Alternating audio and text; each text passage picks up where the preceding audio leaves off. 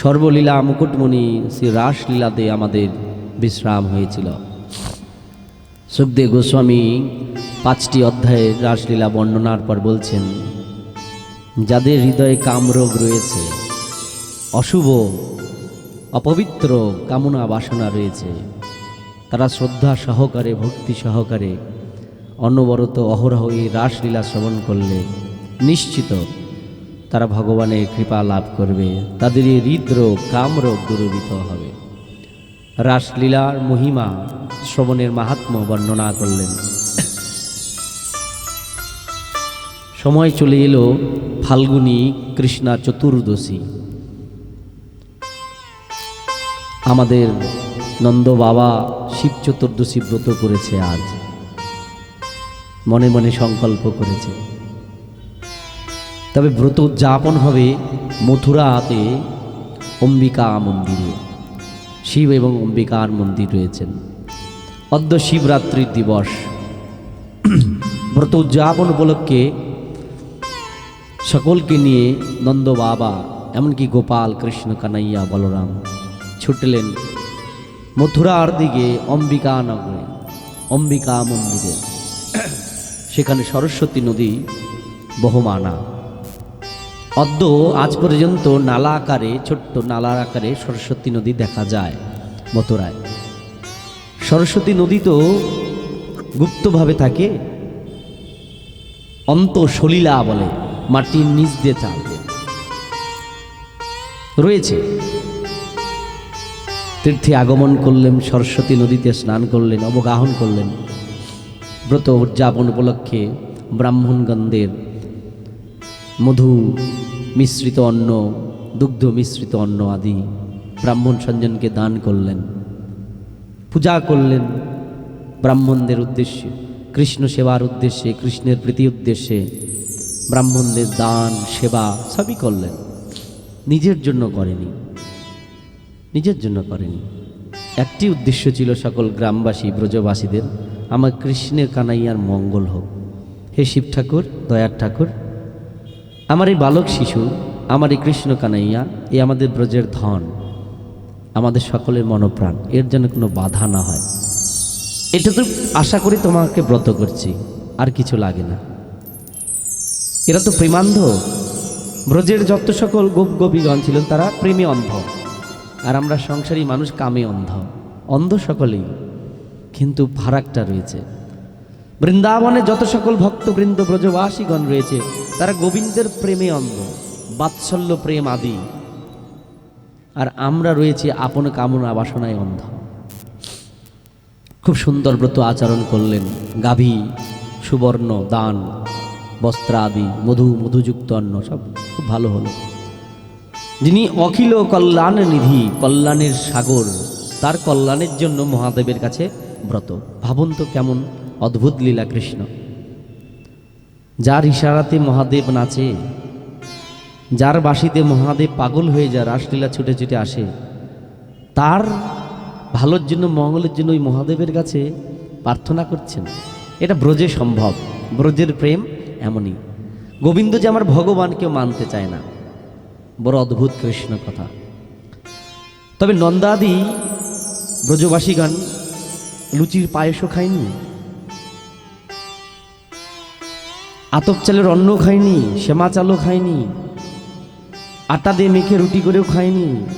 তারা কিছু খাইল না শিব চতুর্দশীর দিন। বাংলায় তো আছে, সারাদিন পর শেষে তেলে ভাজা লুচি আর সবজি নিয়ে হয়ে গেল ব্রত।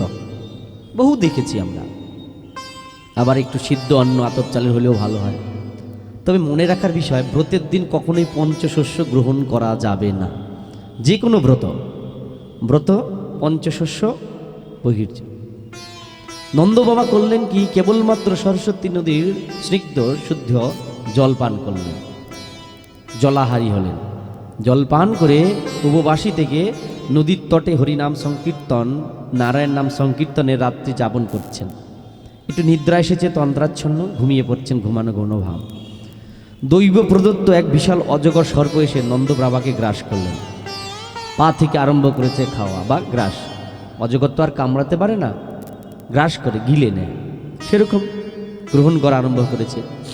নন্দ বাবা জাগরূক হয়ে চিৎকার করছেন, কৃষ্ণ কৃষ্ণ মহানয়ন সর্প মাং গ্রসতে তা প্রপন্যম পরিমোচয়। আজ বাবা বলছে, বাবা হে গোবিন্দ, হে তাত, তাত মানে বাচ্চা, আবার তাত মানে বাবা, হে তাত, হে বৎস, হে বালক, আমি তোমার প্রপন্ন হলাম, তোমার চরণে বললাম, পরিমোচয়, আমাকে উদ্ধার করো। কি হয়েছে? সর্প মাং গ্রসতে তাত, এই দেখো সর্প আমাকে গ্রাস করছে। জ্বলন্ত কাষ্ঠখণ্ড নিয়ে ব্রজবাসীগণ তাকে প্রহার করছেন সাপটিকে। সাপটি বলছেন, না, ছাড়ব না, কৃষ্ণ ভক্তের চরণ ছাড়ব না। ভাগবত কি ইঙ্গিত দিচ্ছেন? ভাগবত বলছেন না যে গ্রাস করছেন, আমরা গ্রাস করছি ভাবছি। ভাগবত বলছেন নন্দ বাবা কৃষ্ণ ভক্ত, আর সেই সর্পজাতি নিজেকে উদ্ধার করার জন্য ভক্তের চরণ ধরেছেন। আর ভক্তের চরণ দিলে ভক্তের ভগবান দৌড়ে দৌড়ে আসবেন। তোমরা যতই মারো, তোমরা যতই বলো হরিনাম ছাড়তে, নামাচার্য হরিদাস কিন্তু হরিনাম ছাড়লো না। দেহ ছেড়ে দেবো ভাই, হরিনাম ছাড়বো না। এই হরিনাম এই আমার জীবনের জীবাতু, পথের পাথেয়, এটাই আমাকে লক্ষ্য নিয়ে যাবে। হরিদাস নাম ছাড়লেন না, আর অজগর নন্দ বাবার পদ ছাড়লেন না। আহা, কৃষ্ণকে ডেকেছেন, ব্রজবাসীগণ জ্বলন্ত কাষ্ঠ দিয়ে প্রহার করছেন, তাড়ানোর চেষ্টা করছেন, যাব না। সাথে সাথে কৃষ্ণ উঠে বললেন, তিনি কেবলমাত্র তার শ্রীচরণটি ওই বিশাল আকার অজগর সর্পে স্পর্শ করলেন দেহে। স্পর্শ করা মাত্রই সেই সর্পের রূপ পাল্টিয়ে গেল, দিব্য স্বরূপ। স্পর্শ করা মাত্রই সর্পের সমস্ত অশুভ ফল, অশুভ কর্ম সব নষ্ট হয়ে গেল, বিনিষ্ট হল। অজগর সর্প সশরীর ত্যাগ করে পরম শোভা মণ্ডিত, স্বর্ণমালা বিভূষিত, দীপ্যমান অপূর্ব দর্শন, এক বিদ্যাধর শ্রেষ্ঠ। স্বর্গে তাকে বিদ্যাধর, গান কীর্তন করেন, ইন্দ্র আদিদের সুখ বিধান করেন। এই বিদ্যাধর শ্রেষ্ঠ রূপ ধারণ করলেন, নিজ রূপ প্রাপ্ত হলেন, স্বরূপটা পেয়ে গেলেন।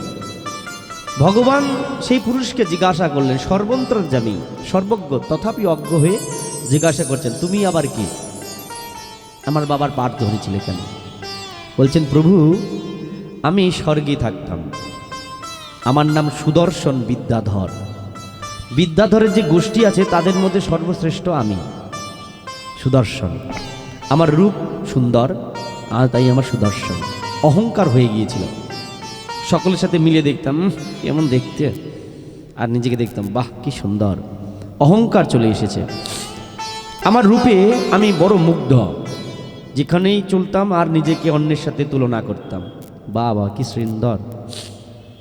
এমনই একদিন বিমান করে আমি যখন আকাশে চলছিলাম গগনমণ্ডলে, হঠাৎ মর্তলোকে অঙ্গিরা ঋষি সম্ভূত, অঙ্গিরা ঋষির গোত্র অন্যান্য ঋষিবর, সেই একদিন অঙ্গিরার বংশ সম্ভূত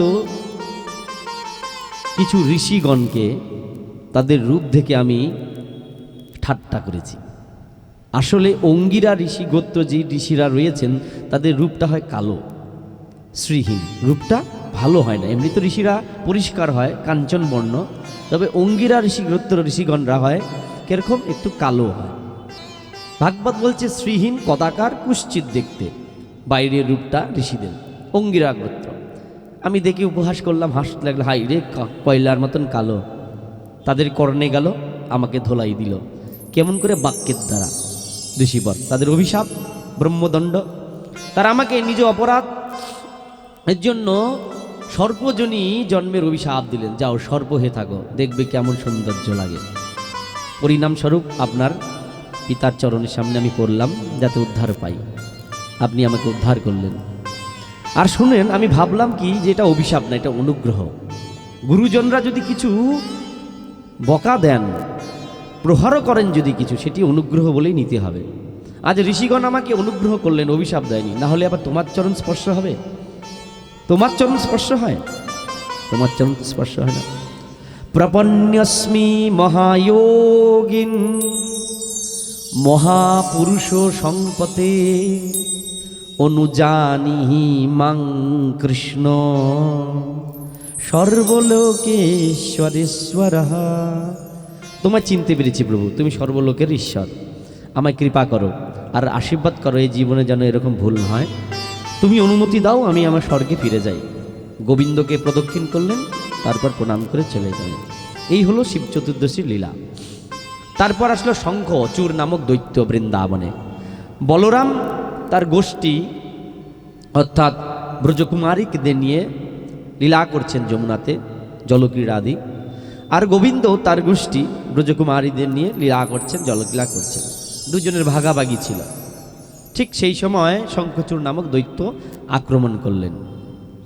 গোবিন্দ বললেন কি, বলরামকে বললেন তুমি এদেরকে দেখো, আমি তাকে উদ্ধার করি। শঙ্খচূড়কে উদ্ধার করলেন। বলিয়ে শঙ্খচূড় উদ্ধার করি ভগবান কৃষ্ণ কন্হैया কি।